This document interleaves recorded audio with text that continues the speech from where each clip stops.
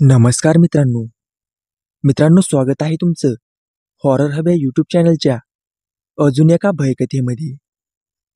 या कथेचं नाव आहे शेवटचा प्रवास. कथेचे लेखक चेतन सकपाळ.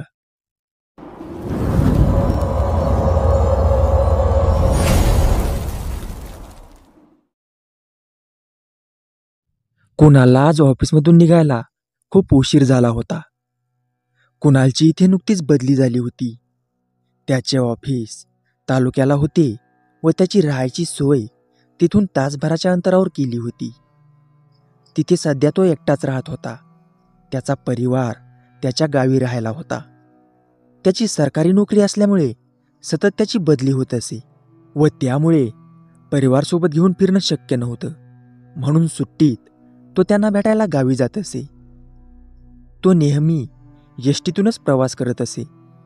त्या तालुक्यामध्ये सगळी गावेच असल्यामुळे प्रवासासाठी जास्त काही साधने उपलब्ध नव्हती. त्याला तिथे रुजू होऊन आठवडाभर झालं होतं. त्याचं ऑफिस म्हणजे जुन्या घरात एक जागा होती. आज त्याला काही जुने कागदपत्र फाईल्स तपासून नीट लावेपर्यंत निघायला उशीर झाला. त्याच्यासोबत फक्त शिपाई काका ऑफिस बंद करण्यासाठी म्हणून थांबले होते. शेवटी रात्री 11:30ला त्याचे काम संपले. शिपाई काकांना बसून बसून डोळा लागला होता. तो काम संपवून त्यांच्या जवळ आला. त्यांना हळूच उठून काम झाल्याचं सांगितलं. ते कुलूप हातात घेऊन तयारच बसले होते. तो बाहेर आल्यावर ते सगळे लाईट वगैरे चेक करून कुलूप लावू लागले. त्यावर तो त्यांना विचारू लागला, काका, इथून गावाकडे मुक्कामी एसटी किती वाजताची आहे? मला इथे येऊन एक आठवडाच झाला आहे आणि इतका उशीर मला पहिल्यांदाच झाला आहे निघायला. नाहीतर माझी संध्याकाळची 6ची एसटी ठरलेली असते. पण आज कामात वेळ किती झाला समजलंच नाही. ते तिथे जवळच्याच गावात राहायला होते. त्यांनी त्याला सांगितलं, शेवटची एसटी तर आता 11:50 पर्यंत येईल, पण हे गाव खातं असल्यामुळे नक्की वेळ काही सांगता येत नाही. तुम्ही एक काम करा, रात्रभर इथेच झोपा, सकाळच्या पहिल्या एसटीने जा गावाकडं. असं पण उद्या रजाच आहे, कोणीही येत नसतंय. कुणालने घड्याळात बघितलं. एसटी येण्यासाठी अजून बराच वेळ होता. त्यांच्या ऑफिसपासून एसटीचा स्टॉप काही मिनिटावरच होता. तो त्यांना म्हणाला, असू द्या, मला सकाळी घरून लवकर सामान घेऊन माझ्या गावाकडं आईबाबांकडे निघायचं आहे. खूप दिवस झालं त्यांना भेटलो नाही. एसटीला अजून वेळ आहे, मी पकडेन ती एसटी. तुम्ही कुलूप लावून निघा घरी, मग येतो मी. असं बोलून त्याने काकाचा निरोप घेऊन एसटी पकडण्यासाठी मुख्य रस्त्यावरील एसटी स्टॉपकडे निघाला. रात्रीची वेळ होती. चारही बाजूला अंधार दाटून आला होता. मध्येच कुठेतरी रस्त्यावरील दिवे लुकलुकत होते. रस्त्यावर एक चिटपाखरू देखील नव्हतं. थंडीचे दिवस होते. वाऱ्यात गारवा पसरला होता. तो चालत एसटी स्टॉपवर पोहोचला, पण ती एसटी येऊन गेली की अजून येण्याची बाकी आहे हे त्याला कळेना. आजूबाजूला विचारावं असं त्या निर्मनुष्य रस्त्यावर कोणीच नव्हतं. तितक्यात एका बाजूने अंधारातून त्याला एक आजीबाई येताना दिसल्या. हातात काठी आणि दुसऱ्या हातात बोचकं आणि डोक्यावर पदर आणि चेहऱ्यावर शून्य भाव. ती त्याच्या जवळ येऊन थांबली. ती तिथेच कोणत्या गावची आहे असं त्याला वाटलं. त्यावर त्याने तिला विचारलं, आजी, शेवटची एसटी येऊन गेली का? त्यावर ती त्याला इतकेच म्हणाली, नाही. तोही त्याच्यापुढे काही बोलला नाही. मुळात तो बोलका नव्हताच. थोड्या वेळाने दुरून हेडलाईटचा प्रकाश दिसू लागला. तो प्रकाश जवळ येताच त्याला कळलं की ती एसटीच आहे. ते बघून त्याच्या मनाला जरा बरं वाटलं. ती एसटी त्याच्या समोर येऊन थांबली. त्याने त्या आजींना पहिलं आत चढू दिलं. मग मागून त्याने चढून दरवाजा लावून घेतला. समोरच कंडक्टर उभा होता. त्याला त्यांनी सांगितलं, शेवटचा स्टॉप. कारण तो राहत होता तो स्टॉप एसटीचा शेवटचा मुक्काम असायचा. त्याचं तिकीट घेऊन तो एसटीच्या मध्यभागी उजव्या बाजूला जाऊन बसला. त्याने खिडकी उघडली. त्याच्या व्यतिरिक्त एसटीमध्ये मोजकेच प्रवासी बसले होते. त्याने एक नजर फिरवली त्याच्यासोबत जी आजी चढली होती ती शेवटच्या सीटवर बसली होती. नंतर मग तो खिडकीतून बाहेर बघू लागला. बाहेर खिन्न अंधार पसरला होता.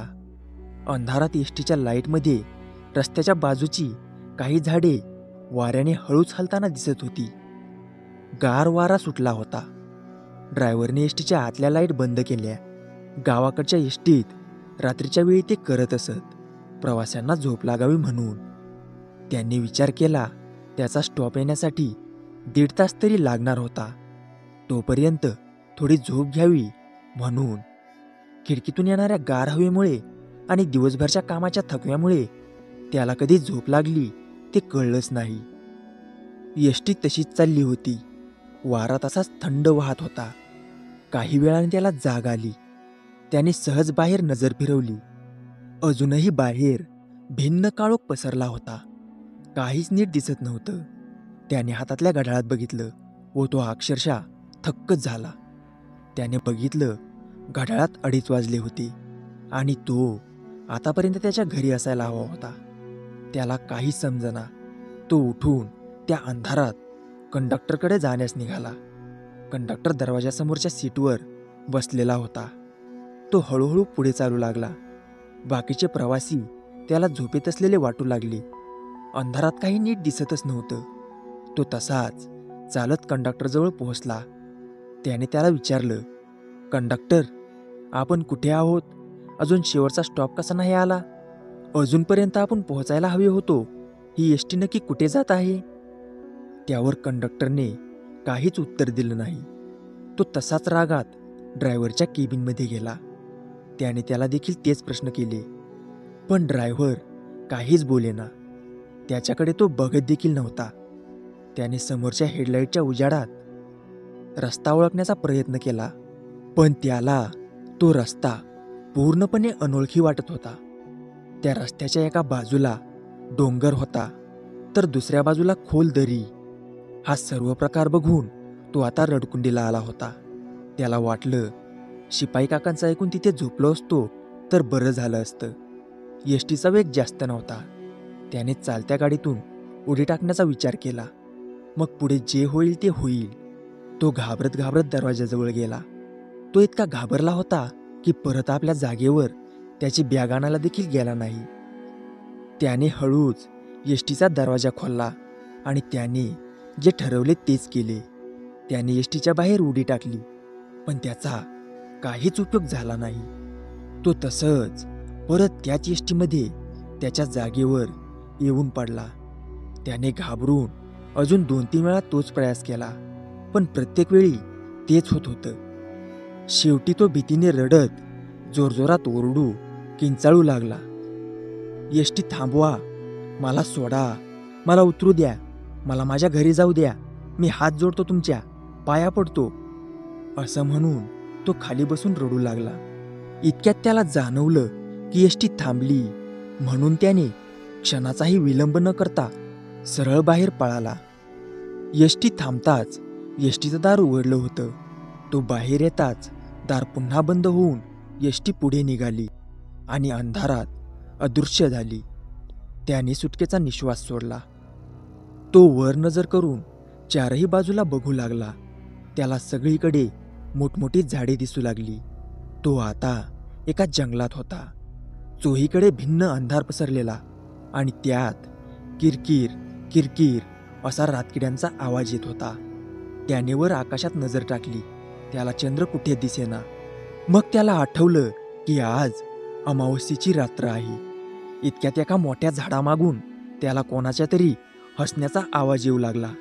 त्याने त्या दिशेला पाहिलं तर त्या झाडामागून एक आकृती हळूहळू बाहेर येत होती.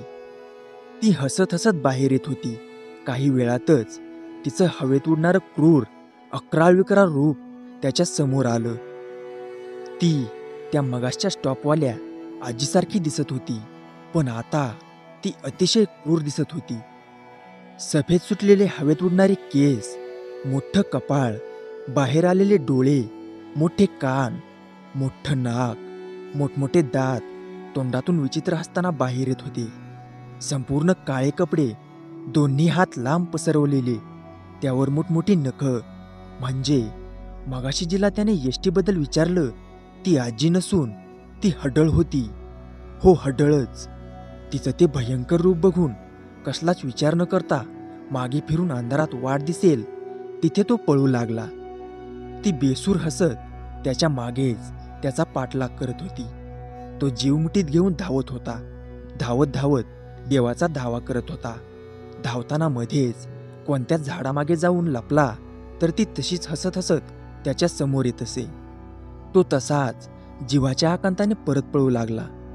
धावता धावता त्याला विचार आला की ह्यापेक्षा ती बसच बरी होती. त्यात तो जिवंत तरी राहिला असता.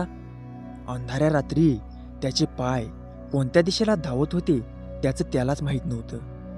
इतक्यात त्याला समोरच एक एसटी उभी दिसली. तिचा दरवाजा उघडाच होता. तो कसलाच मागचा पुढचा विचार न करता त्या एसटीमध्ये शिरला आणि पटकन दरवाजा लावून घेतला व मोठा श्वास घेतला. तो त्या अंधारात धावत मागे जाऊन एका शीटवर बसला. त्याच्या डोळ्यातून अश्रू गळत होते. पायातल्या चपला जंगलातून धावताना पडल्यामुळे पायांना व शरीरावर कपडे फाटून ठिकठिकाणी जखमा झाल्या होत्या. तो अतिशय घाबरलेला होता. त्याचं डोकं काम करत नव्हतं. तेवढ्यात मागच्या अंधारातून त्याला तोच मगासचा हसण्याचा आवाज येऊ लागला. त्याची भीती अजून वाढली. त्याला आठवले की त्या जागेवर मगाशी ती म्हातारी बसली होती. त्याने हळूच मागे वळून बघितलं तर त्याला तीच दिसली. ती हडळ अकराळ विक्राळ रूप घेऊन त्याच्याकडे बघून हसत होती. तो घाबरून जोरजोरात ओरडू किंचाळू लागला, पण त्याने त्याच्या आजूबाजूच्या प्रवाशांवर काहीच फरक पडत नव्हता.